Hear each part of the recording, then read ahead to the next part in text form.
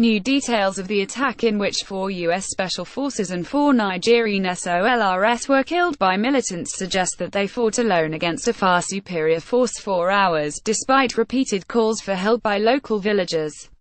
Testimony collected by The Guardian suggests that SOLRS ambushed in Niger last month faced an overwhelming and coordinated attack, but one that might have been cut short if Nigerian authorities had reacted as soon as they were called. Over the course of a week, The Guardian interviewed local politicians, military sources and residents of Tongo Tongo, the village where the attack took place last month, and found witnesses describe seeing 200 heavily armed attackers swarming towards the SOLRS on motorcycles, a far greater number than previously reported. The SOLRS fought alone for around 6 hours despite the village chief's panicked calls to 4 separate Nigerian authorities, according to villagers. The boss of the American and Nigerian SOLRS were stripped of their clothes, boots and weapons, and some were left completely naked. 2 of the American troops' boss were dumped in the back of one of the attackers' vehicles, suggesting the militants intended to carry them off before they were forced to abandon them by the arrival of French helicopters. The body of David Johnson, one of the American SOLRS, was found at some distance from the main battlefield 2 days after the attack, villagers said. He had been stripped naked and had a severe wound to the head. The ambush cast a spotlight on a remote war that many Americans did not even know their military was fighting. It also prompted an ugly dispute in Washington after Donald Trump was accused of making insensitive remarks to Johnson's widow in a condolence call. But U.S. and Nigerian commanders have given conflicting accounts of the battle, and the incident has raised serious questions over how what was supposedly a routine reconnaissance mission turned into disaster. On the day of the attack, there was a celebration in Tongo Tongo, a village of about 2,300 people who eke out a living farming millet and maize near the Malian border. A child was being baptized, and almost the whole village had turned out. A herdsman and his cattle on the way to Tillaberi. Photograph Ruth McLean for The Guardian. The local chief Alasani Munkaila was presiding, when a villager approached and said that some SOLRS had stopped by the village well and asked for water. Villagers had known the military was in the area the previous evening, when they saw the light of their convoy pass the village.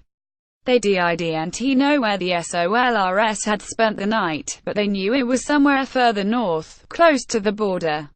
Munkaila and Dijibo Adamu, the oldest man in Tongo Tongo, went to greet the Americans and the Nigerian SOLRS, who were standing around 7 military vehicles and an ambulance.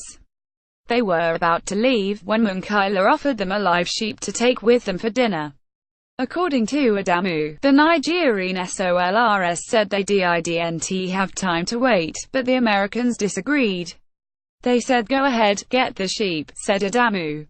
"It was at my house. It only took me 10 minutes to get it."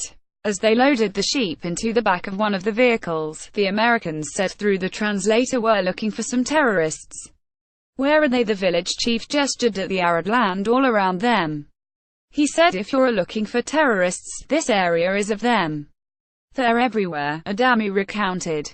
Over the past decade, jihadists with ties to ISIS and Al-Qaida have exploited the lack of functioning state institutions and existing ethnic tensions to establish themselves across the Sahel, a remote desert region awash with weapons from a series of interconnected conflicts.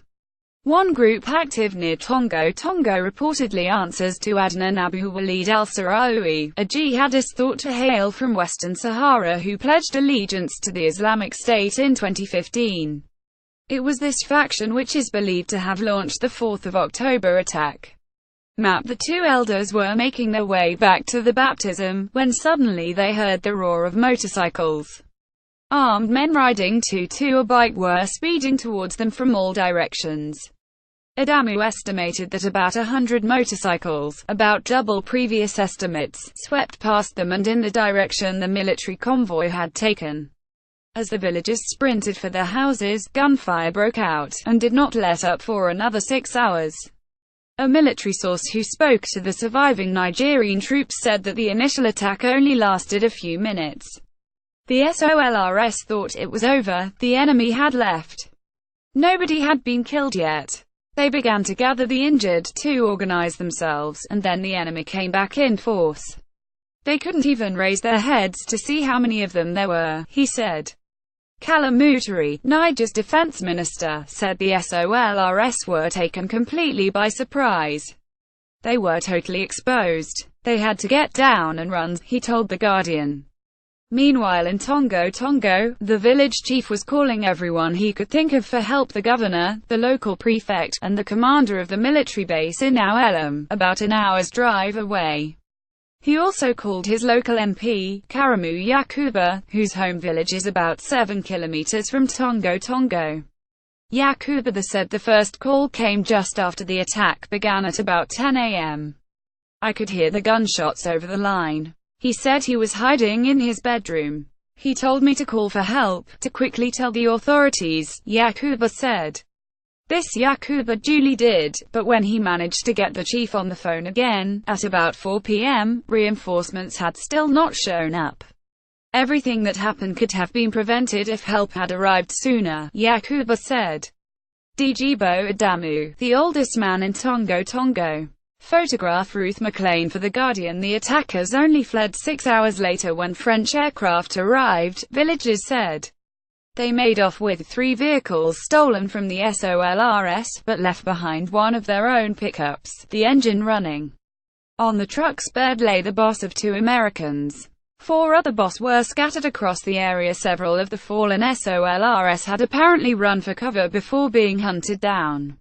Initial reports of the battle suggested that 3 Americans had died. But 2 days later, in a copse some distance from the battlefield, village children found Johnson's body wedged between 2 trees. According to villagers, he had been stripped of all his clothes, though the defense minister Moutari denied this. Since the attack, Munkila, the village chief, has been accused of deliberately slowing the SOLRS down by giving them the sheep in order to allow the attackers to draw closer. He was arrested a few days after the attack and is being held in an anti-terrorist unit in the army. The Pentagon and Niger have both announced investigations, but U.S. investigators only reached the site of the battle on Saturday. By contrast, the villagers said, some of the militants who killed the SOLRS have ridden their motorcycles through the village many times over the past month. According to Abu Taka, head of Niger's High Authority for Peace Building, U.S. and Nigerian troops have been into Mali 19 times in the past 18 months, and not just on reconnaissance missions. They have captured, they have killed, they have done some operations in the area for the past year and a half, he said. This operation just turned out bad.